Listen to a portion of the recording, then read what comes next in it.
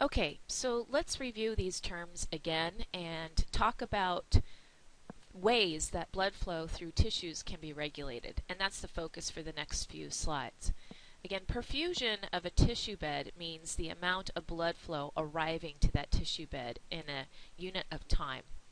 Ischemia refers to an inadequacy of perfusion to a tissue bed, meaning inadequate blood flow. If a tissue bed is ischemic, this will lead to hypoxia of the tissue bed. That means decreased oxygen content. This can then lead to anoxia, which means no oxygen content, and this can lead to the death or infarct of the tissue bed. I want to point out to you that hypoxia and hypoxemia sound very similar. Both refer to reduced oxygen content, but hypoxemia, remember emia means in the blood, would refer to decreased oxygen content in the blood. The perfusion of a tissue bed, of course, is highly dependent on good cardiac output. That's our starting place, right? The heart contracts and ejects a stroke volume. If you multiply stroke volume times heart rate, we get cardiac output. So we need good function of our pump, the heart. We also know that how much blood flow arrives in a tissue bed is dependent on the peripheral resistance. That means the sum of all of the blood vessels either in a contracted state or vasodilated state. We also know that the states of the blood vessels are going to determine blood pressure. For example, if all of your vasculature suddenly vasodilates, we're going to lose pressure on the blood inside. And that means if we don't have a pressure gradient, then blood doesn't flow. So if all your vessels vasodilate all at once, you would have inadequate blood pressure and your tissues would not be well perfused. So let's begin our conversation now on factors that determine blood flow, tissue perfusion, with the idea that there are three primary mechanisms. We are going to see that blood flow is regulated mostly by intrinsic mechanisms. This means autoregulation. This means the local tissue bed is primarily responsible for its blood flow, and I'll teach you how. Of course, if there needs to be help in blood flow to tissue beds or moment-to-moment changes, we're going to see that these changes can be augmented by the nervous system, which is very quick acting, acute, and we also can see that there can be long-term maintenance of blood flow through the endocrine system, hormones. So we're going to go through all of those three mechanisms, and at the very end I'll show you this wonderful flowchart that I absolutely love. Okay, let's start with a small flowchart which addresses these three mechanisms: local, neural, and hormonal, not necessarily shown in that order. I'm going to show you how local chemical signals produced by the tissue bed itself can cause changes in the radius of the upstream vasculature. So I'm going to tell you about vasoconstrictors and vasodilating agents that cause changes in blood vessels radius to cause change in blood flow. The ones shown here with a star are the ones that I want you to know for testing purposes. So I will tell you the myogenic response is pretty simple. So this myogenic response is basically a reflection of a wonderful property of smooth muscle, in that the more you stretch smooth muscle, the more it responds with constriction. So the reason why this happens is with smooth muscle, as the muscle cells are stretched, they in turn allow more calcium to enter the cell. And with more calcium, of course, we know this by now, more constriction will occur, contraction. So this leads to vasoconstriction. It's a beautiful system.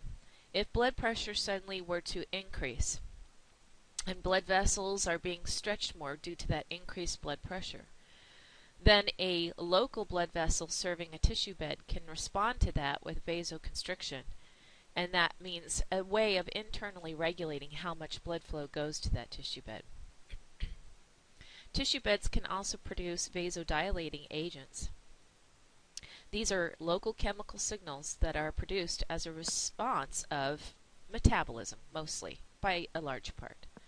So a lack of oxygen or an increase in carbon dioxide, that's the same coin, right? Just two different sides. If you have an increase in CO2 content, then you have a decrease in oxygen. An increase in potassium and hydrogen. Well, when would those things be produced? Hydrogen is an acid, right? We associate that with an acidic environment. When tissue beds are highly metabolically active, they produce a lot of acids as byproducts. Carbon dioxide is also considered an acid.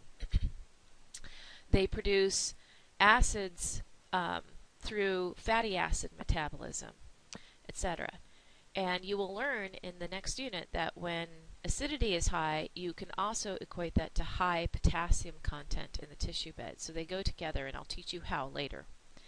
Adenosine. Well, if a cell is metabolically active, it's consuming its ATP, and consuming ADP, and even consuming the AMP. And adenosine can be released by the tissues. And when adenosine is released, that also acts as a vasodilator. Then next, other vasodilating agents. These are mostly, well, histamine is a great vasodilating agent, sort of like the flag that's raised by tissue beds that are injured to request more incoming help. So histamine is part of your inflammatory response. And nitric oxide, of course, we learned in Unit 2, is a substance that causes vasodilation. So again, the ones in red I want you to know. Now the neural controls and hormonal controls, I'm not going to spend too much time on them because number one, firstly, we've already learned these in past units. Number two, secondly, that means it's review. So again, neural controls, we're talking about sympathetic, right, mechanisms. We also know that there are some blood vessels that are primarily under the control parasympathetic division, and those would release, of course, nitric oxide. We learned about the corpora cavernosa and the penis, etc.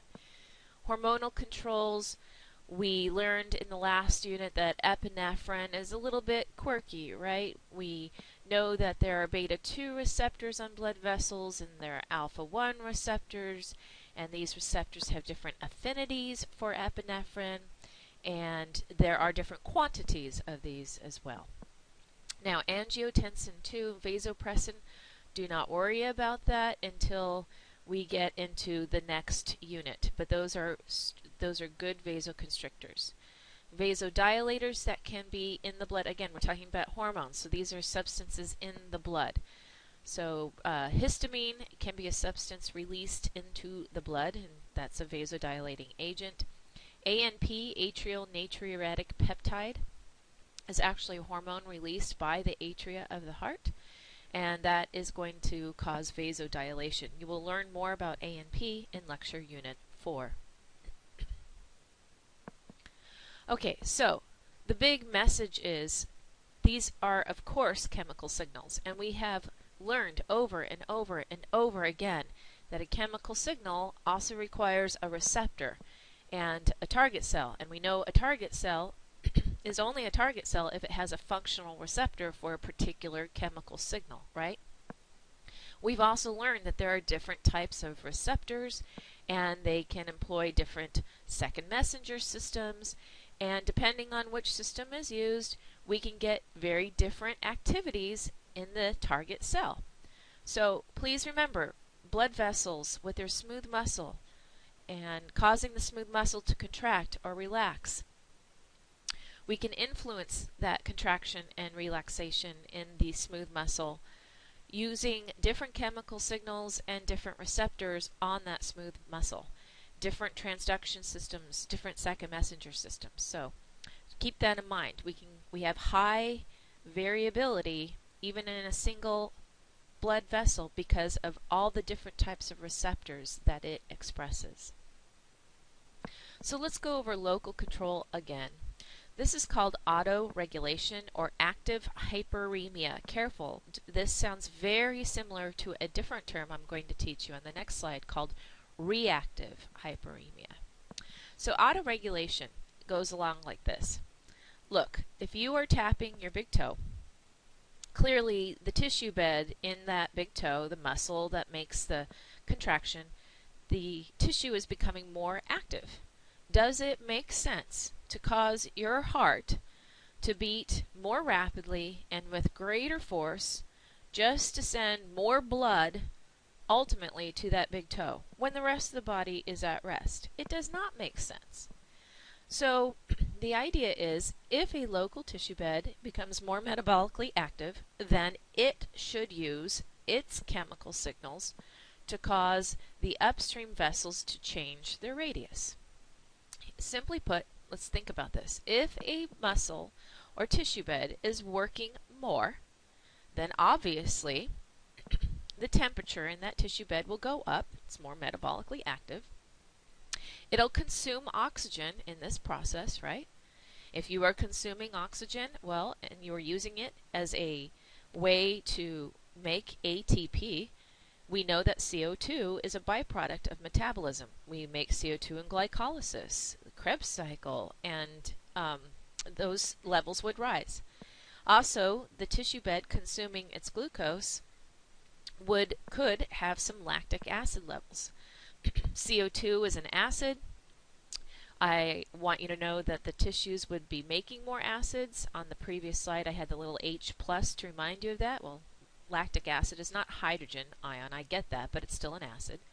And we also know that potassium levels would rise. All of those are chemical signals. And to the upstream smooth muscle in the arterioles and the precapillary sphincters, they would cause that smooth muscle to relax, and this would lead to vasodilation, and this means more blood would go to that tissue, shown here in the green box. And if more blood suddenly arrives in that tissue bed, well, it will sweep away the CO2. It will deliver oxygen. It will sweep away the byproducts of metabolism, the lactic acid, etc.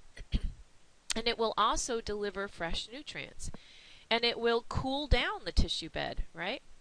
So once this new blood flow arrives and removes those metabolites generated because of metabolism, the temperature of the tissue bed will go down.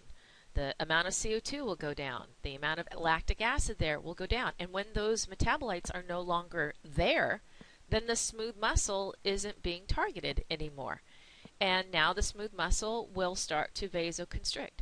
So it's perfect. If a tissue bed is more active, its very own metabolites lead to smooth muscle relaxation and more blood flow. And once the blood removes all those metabolites and delivers new oxygen and nutrients, well, then the blood vessels can shut down some of that blood flow until the tissue bed consumes the nutrients and oxygen that was just delivered, right? How much do you really need? So it's really a nice local control system.